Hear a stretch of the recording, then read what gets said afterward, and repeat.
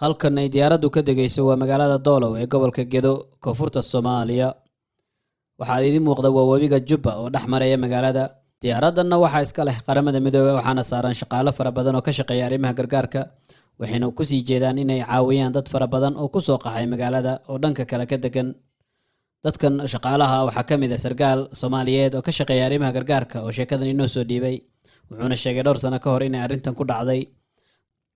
sargaalka Soomaaliyeed ayaa sheegay markuu dadkii barakacyaasha u tagay inuu la fajacay meesha la isugu geeyay saxaraha iyo cidlada ay ku jiraan, iyadoo magaalada dhinaca kale ay tahay meel biyo badan iyo baad iyo geedo iyo dugsiba ay ka heli karaan. waxyaabaha ugu badan ee dadka ka cabanayana waa biyo, booyada ayaana loogu geynayay.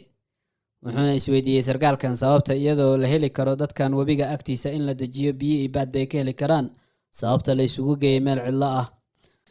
sargaalkan oo isla isaga ka jawaabaya su-aashan ayaa wuxuu leeyahay systemkan ayaaba ah system weyn oo ka jira Soomaaliya oo dhan, waana qaabka ay hay'adaha caalamiga iyo kuwa maxalligaba u shaqaystaan.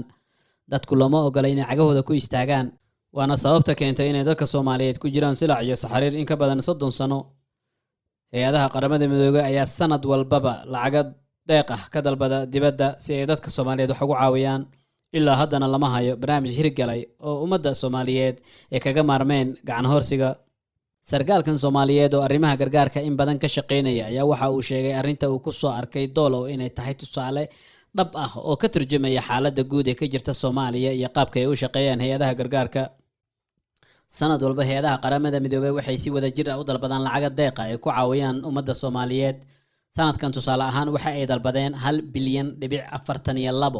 hadda waa bilyan ma aha milyan waxa ay dalbadeen.